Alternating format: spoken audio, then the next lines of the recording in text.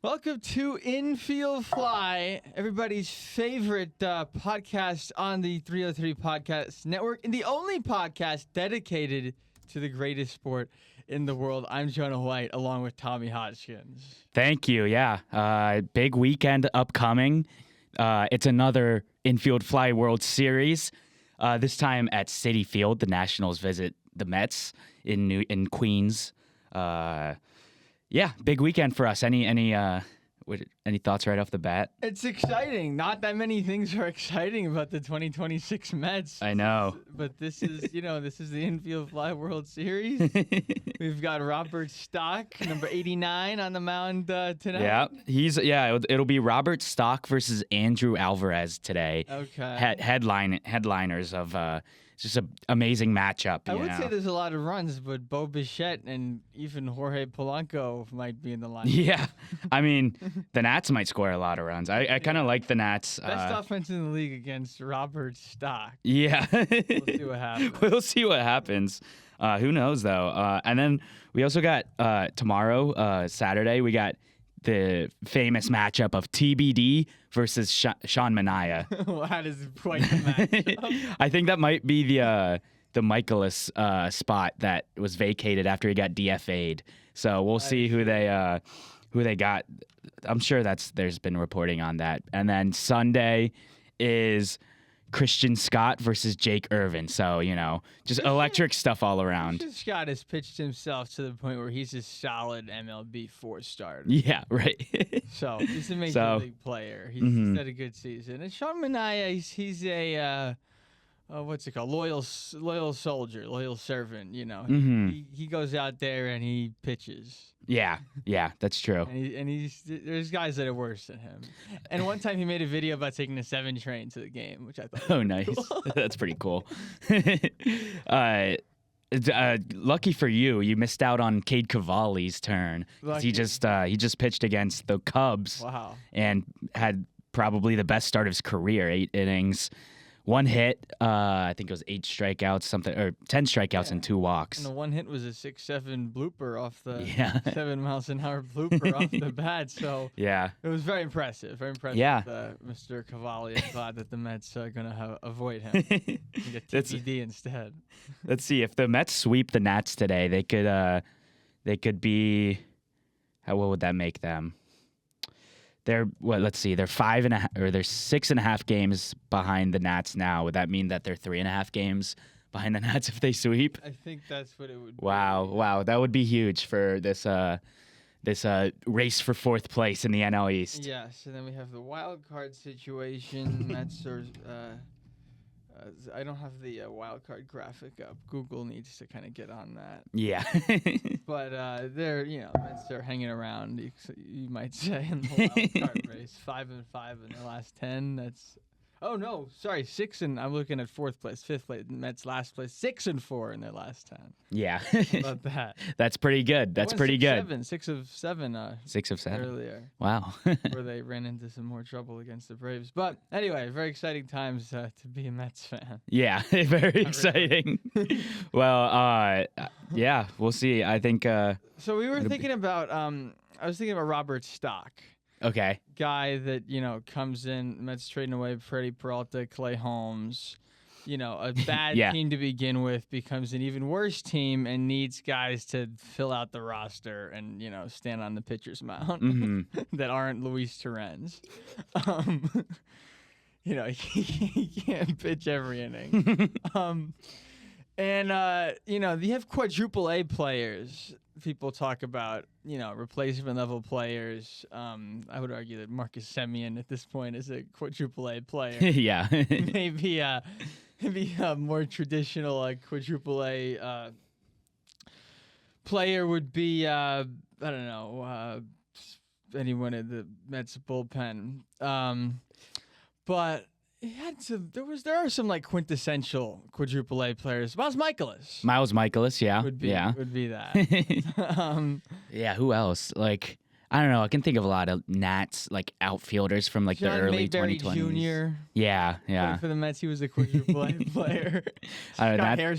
Scott Hairston. Wow. Yeah, I think he was on the Nats for a little bit. Had a lot of quadruple A players back in the day. Anyway, So, but at this point, a team that's traded all their their remaining good players away at the deadline, and they pick up guys who fill out the roster. I feel like that's a level below quadruple A. Yeah. Like Robert Stock, I don't think is a quadruple A player with his 10.13 ERA. It's about to go up. It's a 3.5 A player. 3.5 A was what we're settling on now, but we'll take suggestions for a new name for that. Somebody it's like they're gonna tell their grandkids that they once played in the majors. Yeah, Robert Stock's gonna tell his grandkids. He's like 37, 36. Yeah, he's a Huáscar Brazaban, who's not a quadruple A player. No, he's a certified star. That's right. And high leverage reliever. But anyway, so the Mets have Robert Stock is not the only quadruple A player, but the other ones, 3.5 A player. The other ones I probably can't name. Mm-hmm. But you're gonna see some 3.5 A players out of the Mets bullpen. I can promise. Nice. Yeah. In addition to Jorge Polanco and Marcus Semien this weekend, so it's very exciting. Nice. Yeah. Well, Robert Stock, big day for him, big weekend for us. I don't know. Do you have anything else on the World Series this weekend? On the World Series this weekend, I'm excited to see Robert Stock. Yeah, the Nats. It's one of those situations where like every strike, every out is like, wow. There might not be many outs. Right. Good news is Mets had a day off yesterday, so they'll be rested. Bullpen pitchers will be ready to go. Nats had a long journey from DC to Flushing, Queens. So that's right. All right. Did you watch any of the Field of Dreams game last night? I watched the beginning. I think this is the third Field of Dreams game ever. I'm a huge fan of Nothing will ever top the first Field of Dreams. Yeah, yeah, for sure. Well, so like I'm as a huge fan of the movie. I know you've never seen it. This is I think that I find the Field of Dreams, the fact that they actually built the stadium in the location and have Major League games on it to be awesome. But yeah, I think the first Field of Dreams game is one of my favorite like regular season moments that I can remember. It was pretty awesome. Tim Anderson. Yeah. After I think it was Stanton took the lead in the top of the ninth. Yeah, Liam Hendricks. Got the win. Yeah, and then Tim Anderson with the walk off into the cornfield. Pretty awesome. The fireworks like going off. Last night's game I watched the beginning. Kyle Schwarber like led off with a home run into the corn. I kind of lost interest after a few innings because it was just like the Twins just getting like diced up by Aaron Nola and the Phillies like hitting well, and so it just got boring. And who's on the call? Matt Vasgersian, CC Sabathia, and Hunter Pence, which is interesting. But yeah, it was on Netflix, so. I saw they changed the score bug from. They did, yeah. So that's good. Also, there was no ABS at the stadium. The stadium didn't have ABS capabilities. Wow, that's interesting. Yeah. So like in the first inning, Luis Arias tapped his helmet, and they're like, "Can't do that." I was like, "Wow." I wonder if they like. Had to select the home plate umpire. Yeah, right. Probably did. Yeah. That's pretty interesting. And then also, do you have a guess of what the capacity is of that stadium? 6,700. Close. It's 8,000. Pretty close. So yeah, pretty small, intimate setting. That'd be cool to go. It's probably the low attendance or low capacity probably makes it even more expensive. So what do you think is cooler? I mean, I'm sure it's. I don't want to make fun of anyone, but I'm sure it's one of those places where it's one way in, one way out, in terms of the roads and. What do you mean? Well, I feel like it can't be What's like cooler? That many highways that freeway system. It's not exactly the freeway system that gets you into Dyersville, Iowa. I assume. I don't know. You said? What do you think's cooler? Oh, that was yes. What do you think is cooler? The Field of Dreams game, the Little League Classic, international game, like all of the goofy stunts. This is a good What do you question. think is the coolest one? There's others. There's probably a few others too. I think the Field of Dreams is my favorite. I also like the Little League game because I'm a fan of the Little League World Series. And the Nats won in 2023, that game. I think the Mets played the first Little League Classic. Yeah. And the international games I'm not as interested in as much. I liked the Mexico City one because it was the ballpark that I went to when I was in Mexico City. I can't. What are the other? Are there any other ones that? My come to mind? favorite is I don't know what they call it. If they call it the Negro League Classic. Oh, okay, yeah. I don't know if they're playing it this year. I don't think or they if it was are. Just a one-time thing. But Yeah. I thought that was cool, and if they don't play it this year, they should. Yeah. They play it every year. Yeah, I would love to go to that museum. I was actually season 4 of Ted Lasso just began, and it starts with Ted in Kansas City, back home in Kansas City, and like the people from England trying to get him back. So they travel to Kansas City, and one of the English guys like stumbles into the museum and is like, "Oh, this is cool." And so I'd like to visit that museum one day. Absolutely. Yeah, the one in Kansas City. Yeah. I think Rick Woodfield is in Birmingham, I want to say. Okay. But yeah, anyway, it is Birmingham. I think that Alabama. one is. I think that's very cool. Mhm. And, I'm not sure if they have it this season, but I don't think they are. I feel like I would have. It might have heard just been a about it. one-time thing, but I would argue that it should be a thing every year. Yeah, they took a few years off. They took off 3 years maybe from the Field of Dreams game, and now it's back. They but go around and around, but yeah, I think that's the coolest one. I would recommend you watch that movie, Field of Dreams. It's, all right, well, it's about I don't know. It's about the magic of baseball. all right, you should watch Bad News Bears. Okay, I will. That's about what is it? Bad News Bears is about like is about like grit. Yeah, I was about to say grit. I was gonna say the exact word. All right. All right. So enough about the world. No, that's not true. Not enough about the World Series. We're going to you changed the order. I see. Yeah. All right. So that's like when the Mets flip flopped Robert Stock and whoever flipped the order around for strategic reasons. Yeah. Right. We'd rather have you don't have Robert Stock against TBD because TBD you feel like you got a chance to win. But, Oh yeah, for sure. all right. So NL MVP race. Yeah. By the way, we should. It's time to now that the leagues are fully integrated. Not now that the leagues are fully meshed. It's good that they're integrated too. But there shouldn't be 2 MVPs. It's just kind of dumb. Yeah. Okay. I think you've said this many times before. Well, so there's been a lot of infield flies. So once in a while, some takes, Yeah. come back Yeah. around. That's All fair. right. That's fair. NL MVP race, PCA versus Ohtani. What do we think? This is one of the better races I think in recent memory. Just because it's so because like you had like Ohtani versus Judge in the past. You've had like Judge versus Raleigh, and then you had like races where Shohei's not pitching. Judge versus Raleigh, that's kind of funny. Yeah. Think about it now. Think about it now. Yeah. Wow. Yeah, because it's I guess the kind of the quirk here is that Shohei isn't gonna be pitching for the rest of the year. Maybe he gets a couple more starts at the end of the year to get ready for the playoffs. And so it kind of like it all comes down to like whether you value Shohei's 80 innings or however many he's gonna have versus Pete Crow Armstrong's defense. I think because I feel like if you look at their offensive numbers this year, they're pretty similar. Their OPS is almost the same. The OPS plus is almost the same. OPS is almost the same. They have the same amount of home runs. Yeah. They're very similar, actually. PCA is, I will say PCA has 30 stolen bases to Shohei's 7. So yeah, it's. I feel like it's PCA's speed or base running and fielding versus Shohei's like 80 innings of pitching. Right. I don't know.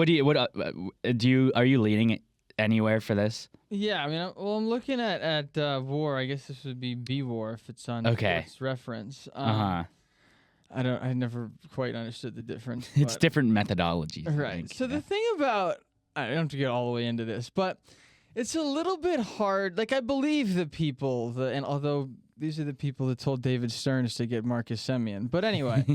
Like, yes, they got their fancy computer formulas. They got StatCast, defense, catch probability, whatnot. They can decide how valuable PCA's defense is. And it turns out probably that's more valuable than we would have thought 15 years ago. Right. So I get all that. At the same time, like, it's kind of intangible, or it's hard to touch. It's hard to relate to.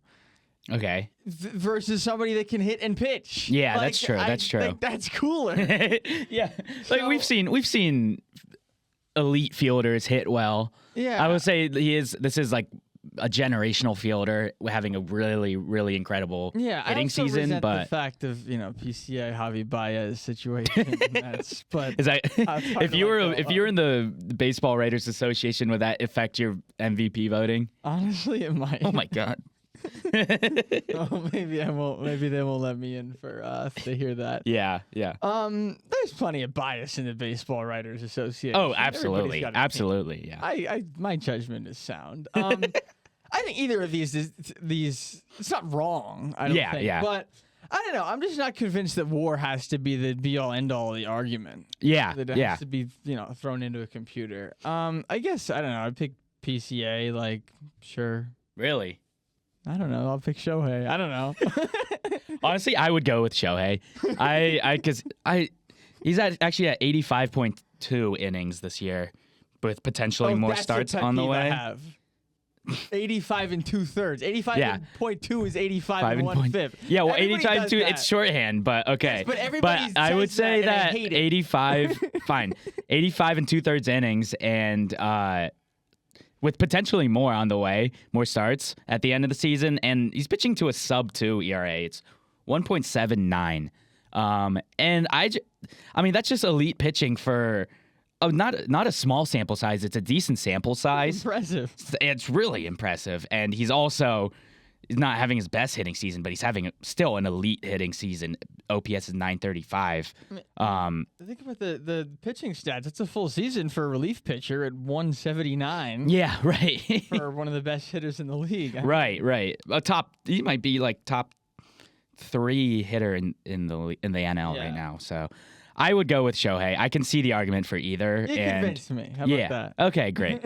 And there's obviously more season left to be played. So maybe one of them separates themselves offensively, but we'll see. I think Decoy could be a tiebreaker. Decoy could be a tiebreaker. When PCA has a dog that cute, then maybe he'll get an MVP. Yeah. That'd be cool. That would be his 5th MVP if Shohei wins this year. Yeah. And he should have won in 2021, by the way, when he lost to, or 2022 when he lost to Judge. That's my take. They wanted a consolation for Judge for not being able to catch a ball in the World Series. Right. It happens. You gotta give him something. So definitely it is an interesting conversation. It's a unique conversation, not just because Shohei's a hitter and a pitcher, but also because of the value that we put on defensive metrics now that never used to be the case. It's a really like nuanced and like I feel like it's a conversation that like we wouldn't have like 10 years ago, and also we wouldn't have this conversation 10 years ago because no one has ever hit and pitched to the level that Shohei has, and because he's the first person to ever do this. So speaking of fascinating arguments with great arguments on both sides. Okay. Good pivot. Let's talk about what happened with the Tulsa Little League in the Little League. Well, they're not in the Little League World Series. Let's talk about why they're not in the Little League World Series. Yeah. I remember I was watching the Little League World Series, and the announcer's like, well, so they just ruled that Tulsa's been deemed ineligible, and so this is now the championship game instead of the semis, blah blah blah blah blah. But I didn't really look into what happened. I just saw like the headlines. I'll try to explain. Okay, it's gonna be unsuccessful, but I'll try. Okay. I've read a bit about it because I do think it's fascinating. Yeah. And it's fascinating, and it's kind of unprecedented, but it's actually not unprecedented in terms of Little League parents. Screwing things up because they lost sight of what matters. Anyway, so I'll try to be accurate, but we'll see. So I think my understanding is that so ineligible is vague, but my understanding is what happened was at the heart of it is there's geographic rules that have been an issue in the past. But there's exceptions, and I think if you have a sibling that's eligible, then you're automatically eligible. Okay. Again, I could be not 100% correct, but like I think that's what it is. I don't think age is an exception. Okay. But I think that like there's something about if your sibling is eligible, then it's easier for you to play. Okay. And I think that one of the siblings they claimed was eligible, but he wasn't because he was supposed to be a challenger player. Okay.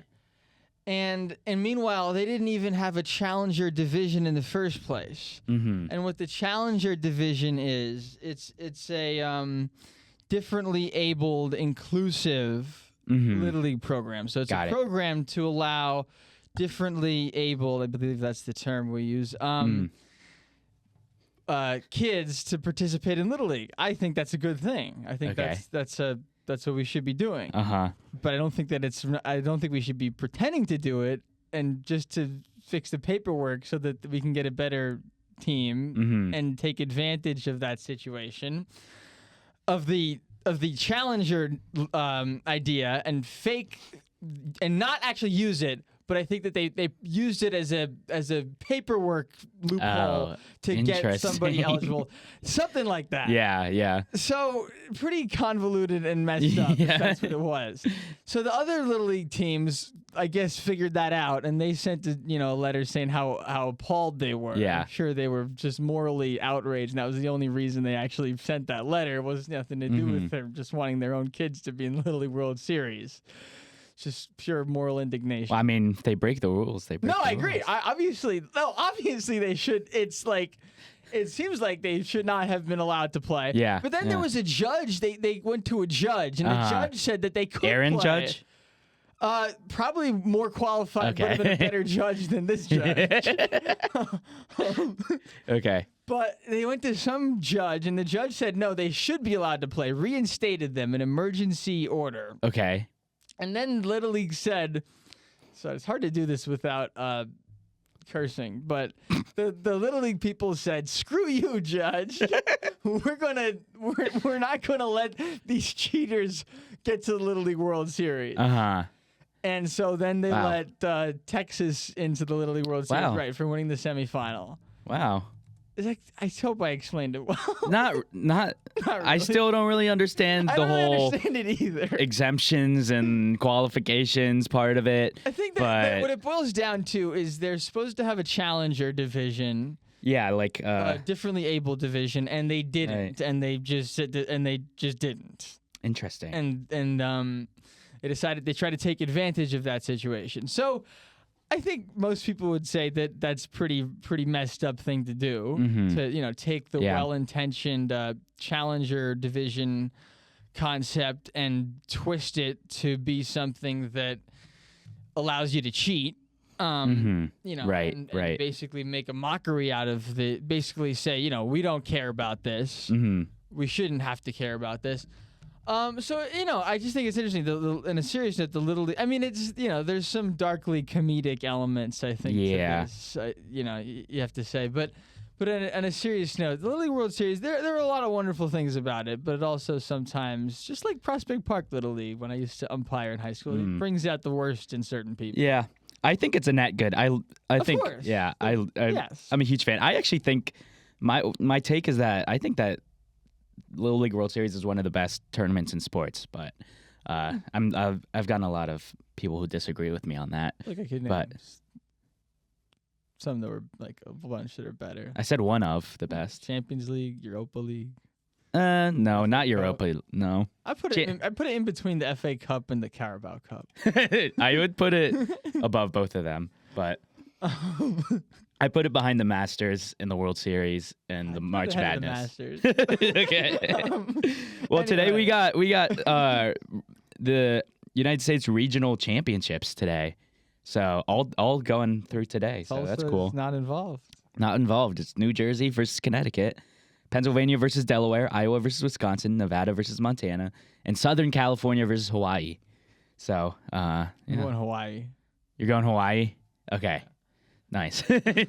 Official predictions. Rainbow Warrior. Okay. Yeah. Well, okay. We'll see. There's also another kind of like confusing, quirky situation that happened in the Blue Jays Red Sox game. I won't try to explain this one.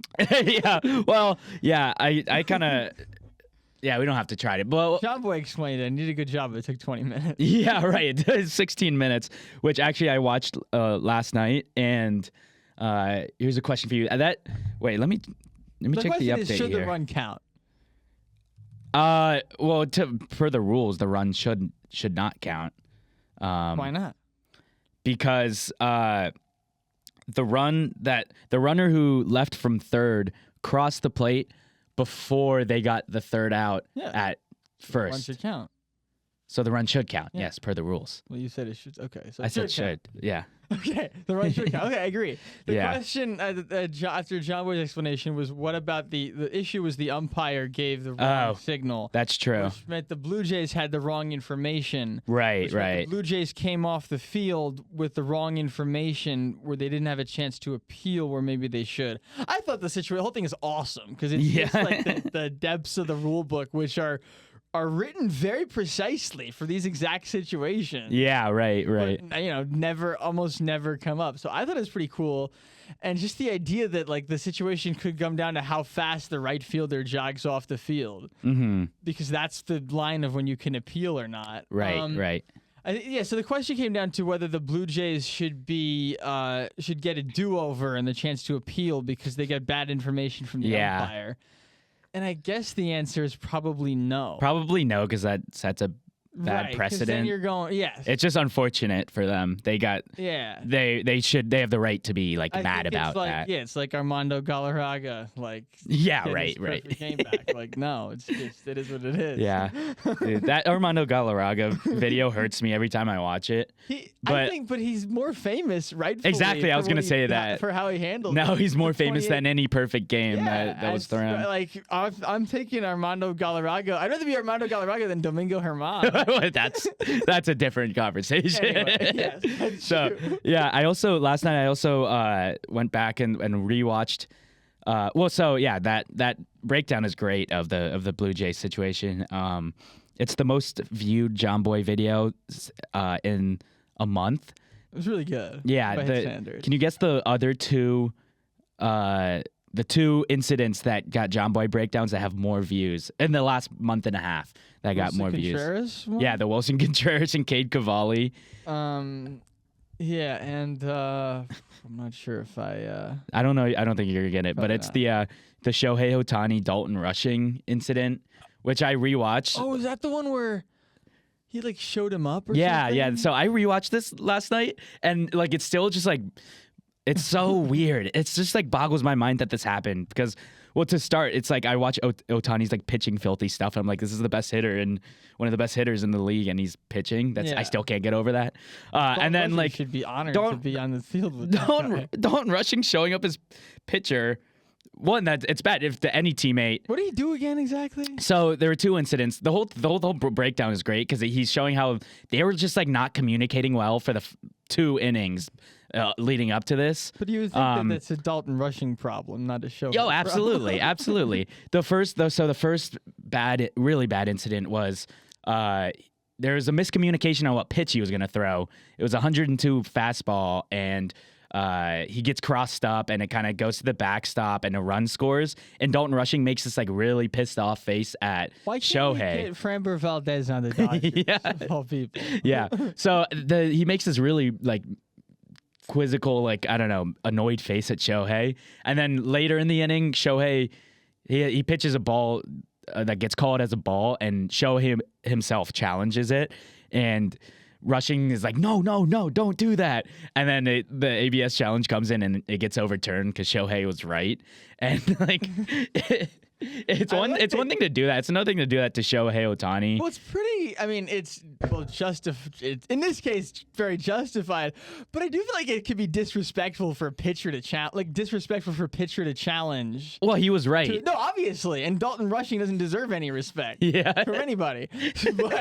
But I respect Shohei for doing that. For being right. This guy's. I'm not even going to listen to this guy anymore. Right. And then after that inning, you had Freddie Freeman and Dave Roberts talking to Rushing in the dugout, and then it cuts to Dalton Rushing hitting himself in the face repeatedly with both hands. And then this is in the John Boy video too. This is just I said, well, I'll watch it. in the video, he's at post game, he's saying I'm a grown man, I shouldn't be able to need support from my teammates. I messed up. And John Boy's like, that's just like a terrible mindset too. Show like some you're respect. like Just if in you're general. like yeah, if you're like if you and also like it's okay to like need support from your teammates when you're like in a bad situation. Hey, go play tennis. Yeah, right. Play golf. Yeah. Play ping pong. It's I don't. Plenty of individual sports. Right. For people that don't want to be around their teammates. Yeah. Well, that was a tangent from this incident from like two months ago. Rushing is always good for infield fly. Well, I hope his recovery is going well from his torn UCL. Yeah. Speaking of people, I don't know, incidents. Well, we saw yesterday a bench clearing incident, as they say. Oh, Not yeah. exactly a brawl, but an incident. Yeah. Where Davis Martin, we still haven't really got to the bottom of this, where what we know is Sal Stewart hit an absolute tank off him in the first inning. Right. Way up the bleachers. And as Sam Antonacci didn't even run after it. And then next time Sal Stewart came up, Davis Martin threw one pitch over his head and then another pitch at his helmet, drilled him in the helmet, and bench clearance and Davis Martin got thrown out of the game. And I guess I still haven't figured out if Sal Stewart like pimped the home run or whatever, or if he was just upset that he hit it so far. My goat can do nothing wrong. But I don't know. I feel like I don't know. I'm a little old school. Like if somebody disrespects you and you want to like hit him in the back or the thigh or whatever, like old school. Whatever. But headhunting? Yeah, that's not cool. That's not cool. I shouldn't be doing that in 2026. I'm trying to read like the post game comments and get to the bottom of this. That's the question, though, right? Yeah. Yeah. So first inning, Stewart hit his home run and probably admired it a little too long at the plate. Porter said, the home plate umpire said. And the next at bat, he came up in the third. First pitch, he threw a strike. Then the next pitch went well above his head, but definitely, yeah. This is like the umpire's pool report or something. Yeah. He said he probably admired it a little too long at the plate, which I kind of admired it from the right. Dude, this is like my whole thing. Like people have said this before, but like unless it's just like this egregious, heinous like pimp job, like if you don't want someone to admire a home run hit off you, don't give up that home run. Like just suck it up and don't be a baby. I mean, Sam Antonacci, the left fielder, he admired it. Right. He just turned and looked. I don't think that's a good reason to throw at a guy's helmet twice. Mm-hmm. Yeah. I thought that was interesting. Yeah. Shout out Sal Stewart again. That's one of my favorite players. Yeah. Let's see. Terry Francona doesn't hold back after. Yeah. That's it's pretty bad. Yeah. But that was fun to watch in person. Anyway, it was. So we have some characters in the major leagues. Yeah. Which I appreciate. Right. Yeah. I liked it. Always fun to watch. Yeah, so characters, it's okay. All right, so the Sox, by the way, the Sox have so much aura, whether it's Davis Martin throwing at a guy's helmet twice, or Shoeless Joe Jackson bobblehead day, or Pope night, or just, the Lining Kugel's Lounge, or being worst to first. So much aura. So much aura. Great season. They're having a great year. They're on the South They're side. kind of pulling away from the Guardians. The Twins are still. And the Mets helped out the White Sox, and they're going to do it more. They swept the Guardians, and the Mets are about to help out the White Sox some more. About a week. Yeah. So I don't know. It's we'll see. I think they could definitely win this division. Twins are kind of on their heels, but I think they're the better team than the Twins. The problem with the White Sox, I don't know if they have the pitching. Yeah. I think in the playoffs, I feel like elite starting pitching is the thing that gets you over the line. And yeah, that's true. Do you know what's? If the season do you know what's crazy? If the season ended today, the White Sox would have a first round bye. The Dodgers would not. So that's pretty interesting. That's kind of interesting. I appreciate that. That's just thank all Rob Manfred's interleague play for all the nonsense with the standings. I don't get how that's the case. Because there's so much interleague play, there's more opportunity for the NL to get more wins than the AL. Mm-hmm. Before there was so much interleague play, the best can actually be better. The cream can actually rise to the top. So it becomes like a farce when you have like a below 500 team that's going to make the playoffs. At least the cream can rise to the top instead of because then you have a bad team having a good record. Would you rather? Would you want the teams to have the records to reflect the quality of the team? The biggest farce is a team that's 81-81, maybe winning the division. I think that's awesome. I don't know. I don't know what you're on. I think it's awesome. Then why are you complaining about it? All right. Well, what do you hate about baseball? Oh, so many things. What do I hate about baseball? There's quite a few things that I hate about baseball, but I was gonna go with I think I did an interleague play bit before. Yeah. How about I didn't prepare one today. Why'd you put it in the schedule then? Usually it just kind of comes up. I hate David Stearns. That's kind of the default. I'm shocked. Yeah. I'm shocked. Up with another one in the next couple minutes. Okay. All right. It's time for Stump Tommy. Okay. All right. So I have a baseball card. Okay. All right. Oh wow, physical media here. That's right. Okay, so I'm just gonna throw out some things on the baseball card, and you're gonna name the player. Okay. Nice. Very straightforward. All right. Grew up into scuba diving. Wow. Quirky guy. Quirky guy. Pretty interesting. Yeah. He has hobbies. Let's see. Has hobbies. He was the 11th overall pick. Okay. At some point. Wow. Highly touted. He's 6'3". Prospect. 6'3". Okay. Born in birthday month in July. Okay.